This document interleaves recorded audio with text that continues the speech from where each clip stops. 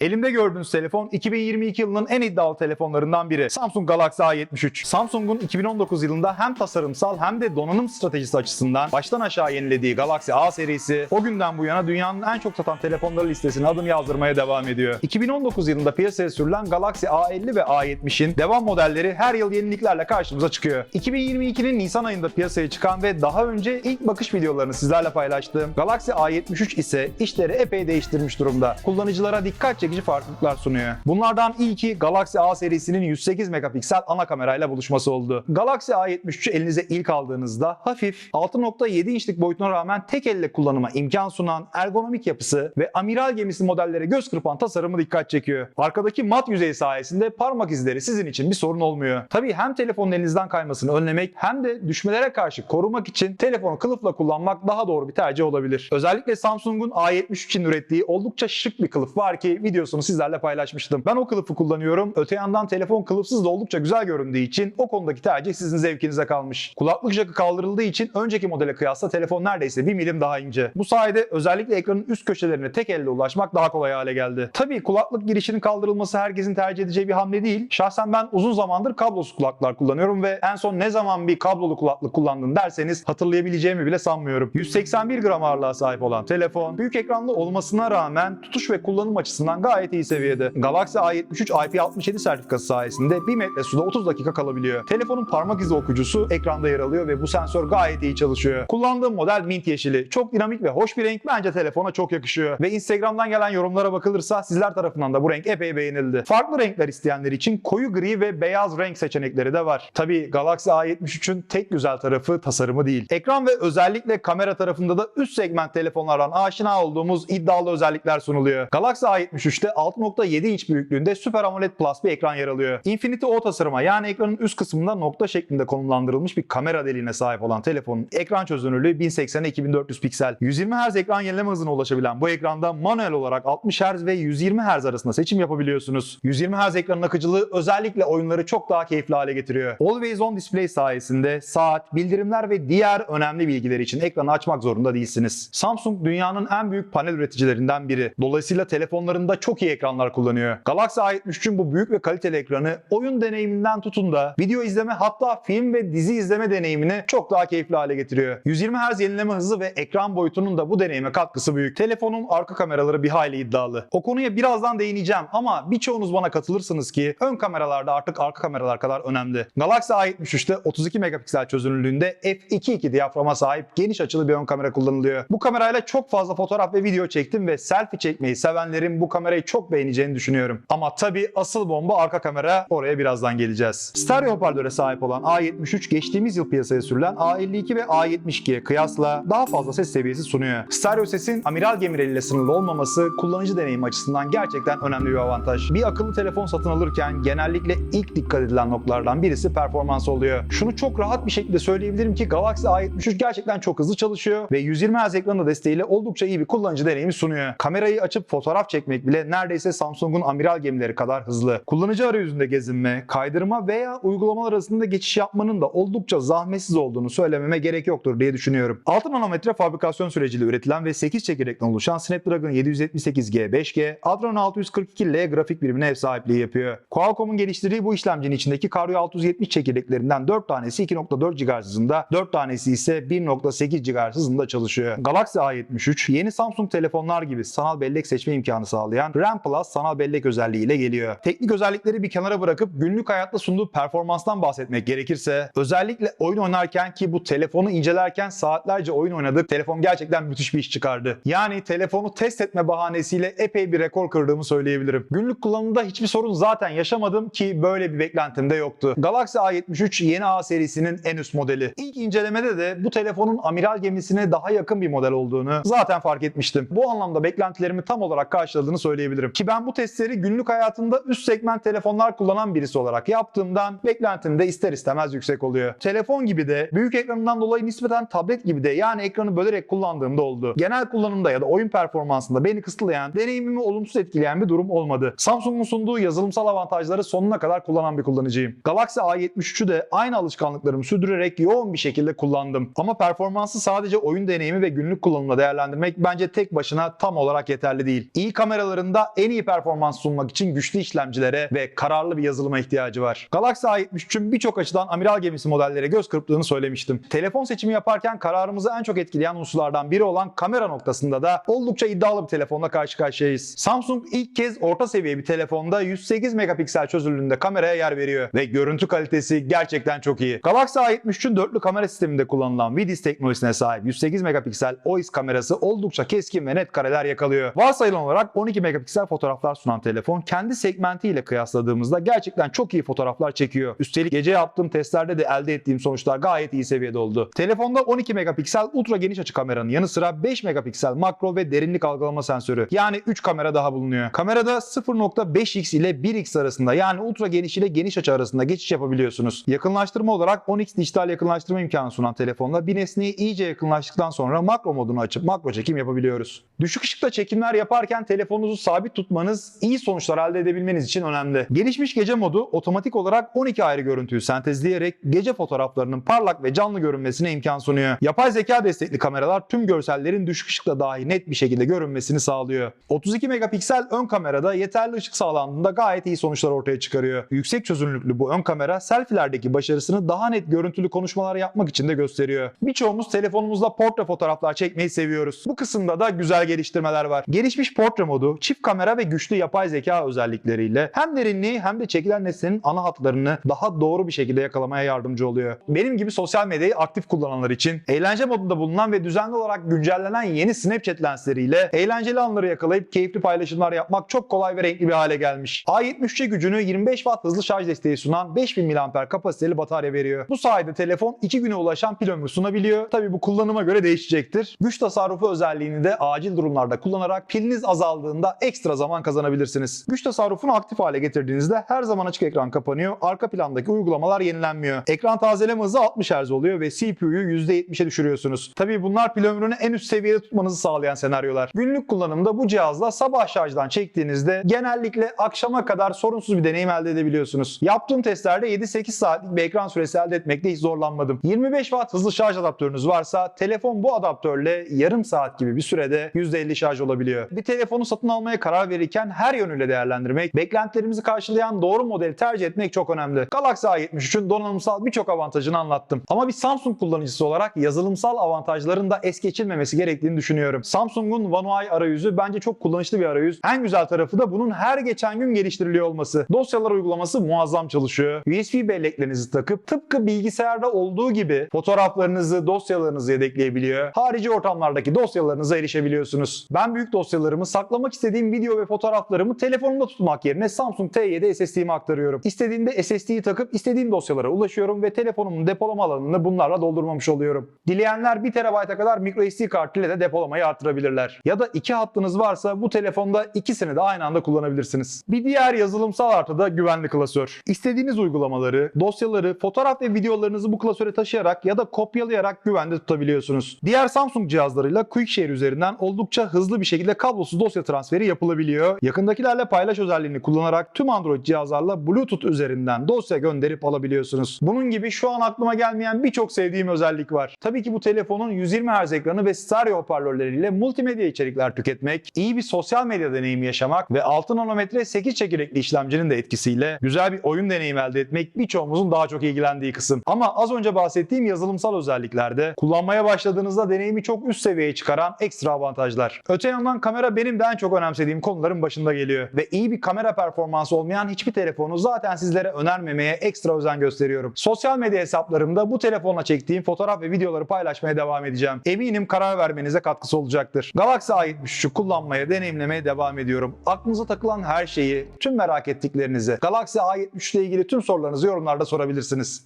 Ben Burhan Altınsoy. Sonraki bölümde görüşmek üzere. Kettik.